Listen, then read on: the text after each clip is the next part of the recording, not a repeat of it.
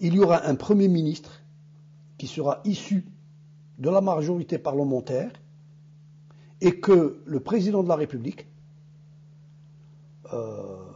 reconnaîtra forcément, et la Constitution réglerait les prérogatives du président de la République et du Premier ministre. Et donc, le Premier ministre élu n'aura pas une autorité sur l'armée. C'est le président qui aura une autorité. C'est une phase de transition, parce que l'Algérie est un État jeune. Et donc, il faut reconnaître cet héritage que nous avons de l'histoire, et il ne faudrait pas que le ministère de la Défense contrôle tout l'État comme il le fait aujourd'hui. Il faudrait que le ministère de la Défense ne contrôle que la présidence, qui sera garante d'un certain nombre de constantes, ce qu'on appelle des constantes nationales, et laisser un Premier ministre et des députés élus démocratiquement, réellement par la population, sur la base d'un programme économique et social. Moi, je vois, c'est la seule issue. Sinon, nous allons vers l'effondrement du régime, et même, je ne le souhaite pas, mais on va vers la somalisation, c'est-à-dire l'éclatement de l'État. Nous faisons tous le constat que ce monde est autiste. Donc, comment faire justement pour pousser, pour aller vers cette issue? Donc aujourd'hui, on a entendu à la conférence les conférenciers parler d'un régime, de méthode de changement non violente, consensuelle, etc. Donc, comment voyez-vous le processus justement pour arriver à l'issue? Là, vous avez prescrit des mécanismes constitutionnels, institutionnels justement pour réguler les problèmes dont vous avez discuté au début. Mais ça, de toute façon, ça viendra donc à une étape ultérieure. Maintenant, pour enclencher ce processus de changement. Donc, moi, je pense que le dernier article publié par Rachid Benil, qui a fait l'effet d'une bombe en Algérie, inaugure d'une bonne évolution. Il faudrait que d'autres officiers supérieurs à la retraite prennent la parole publiquement et donnent leur point de vue. Alors, je dis des officiers à la retraite parce que les officiers en activité, ils sont tenus par le droit de réserve et ils ne peuvent pas s'exprimer publiquement et officiellement. Mais si nous avons plusieurs interventions d'officiers supérieurs ou d'officiers tout court de l'armée à la retraite, ça pourrait créer un autre climat à l'intérieur de l'armée et aussi influencer les dirigeants pour qu'ils acceptent l'idée de transition pacifique et de rupture avec ces méthodes qui ont jusque-là conduit à la corruption et à la gabegie que nous savons. Vous avez parlé tout à l'heure du DRS. Je pense qu'il y a eu une prise de conscience durant cette dernière décennie, parmi même de grands segments de la population algérienne, que les militaires, en particulier le DRS, contrôlent le système politique algérien. Mais en parallèle, on observe que la classe politique algérienne, en particulier l'opposition, jusqu'à présent n'ont pas proposé un projet concret, par exemple de loi, de mécanisme, pour justement contrôler de façon démocratique les services de renseignement. Donc on voit, tout le monde dénonce la domination du militaire sur le civil, on remonte du MAL jusqu'au DRS, tout le monde fait le constat, mais on voit une pauvreté intellectuelle justement parmi les intellectuels algériens, parmi les figures prominentes de l'opposition. Il manque du concret. quant aux méthodes de contrôle démocratique donc, du secteur de sécurité, en particulier des services de renseignement. Est-ce que vous pouvez donner à nos auditeurs quelques repères donc, pour pouvoir exercer ce contrôle? Alors, il ne faut pas,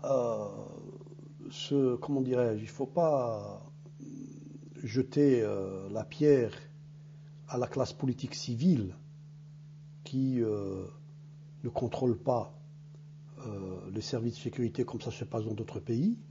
Je crois que les services de sécurité eux-mêmes, le DRS lui-même, il ferme le champ politique et il ne permet pas l'émergence d'une classe politique autonome. Moi, je n'irai pas jusque-là, parce que là, ça voudrait dire que l'Algérie a basculé dans la démocratie. On n'en est pas là. Moi, je dirais que l'opposition, qui est, et le peuple, dans sa majorité, dans son écrasante majorité, il rejette l'État, ce régime, et donc il est dans l'opposition. Il faudrait que l'opposition apprenne à faire autrement la politique, ou apprenne à pratiquer autrement la politique, c'est-à-dire à pratiquer la politique de manière pacifique.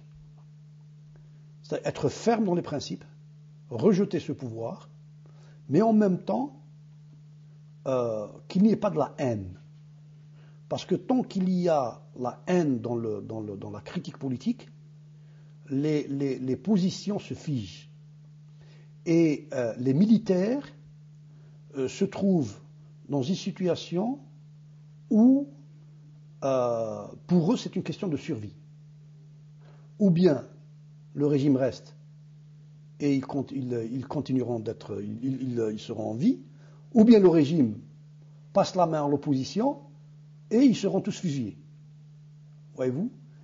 Et donc, ce qu'il faut, c'est introduire la paix dans les rapports politiques, dans le discours politique, et dire qu'on veut faire des changements, non pas pour prendre une revanche, non pas pour punir des gens, mais on veut faire on veut opérer des changements pour l'avenir du pays, pour les enfants de ce pays.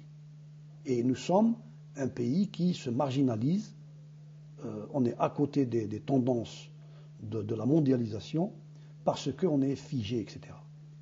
Et dans une deuxième étape,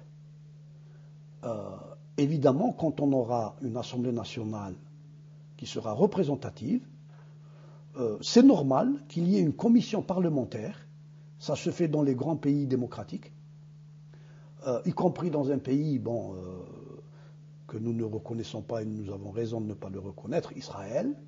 Eh bien, dans leur Assemblée nationale, il y a des députés qui contrôlent les activités des services de sécurité. Donc, ça existe chez les Américains, ça existe chez les Allemands, ça existe chez les Anglais. Ça n'existe pas en France. Mais bon, les démocraties sont perfectibles. Et donc, ce qu'il nous faudrait, c'est nous aussi avoir une commission parlementaire qui contrôle le budget et les activités du DRS. Mais on n'en est pas là. Ça, c'est dans une deuxième étape. Parce qu'aujourd'hui, ce n'est pas l'Assemblée qui contrôlerait le DRS, c'est plutôt l'inverse. En Algérie, c'est ouvert. Les perspectives de changement, ça me rappelle le début des années 50. Les Tunisiens et les Marocains étaient en train de se préparer à l'indépendance. Ils s'étaient soulevés. Auparavant, quelques années auparavant, l'Inde avait obtenu son indépendance. En mars 1954, le Vietnam avait infligé une défaite militaire cuisante à Dien Bien Phu, à l'armée coloniale française. Et ce sont ces éléments extérieurs qui ont influé sur le mouvement national algérien, qui était très divisé et qui ont dépassé leur division pour déclencher le 1er novembre 1954. La même chose va se reproduire, évidemment. Aujourd'hui, nous sommes indépendants et ce se fera sans la violence. Eh bien, ce qui se passe à l'extérieur, les transformations qui se passent à l'extérieur, quelle que soit la situation économique et sociale de la Tunisie et du Maroc, ils sont en train de faire des progrès. L'Afrique du Sud est en train de devenir un pays émergent. Le Brésil et l'Inde sont en train de devenir de grands pays, des géants.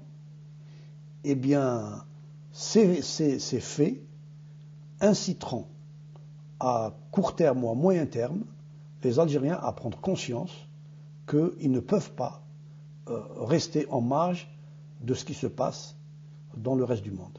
Et je crois que c'est là qu'il y a la perspective, c'est l'extérieur, parce que nous avons d'énormes possibilités et nous ne savons pas les utiliser. Quand je dis les possibilités humaines, les possibilités culturelles, les possibilités financières.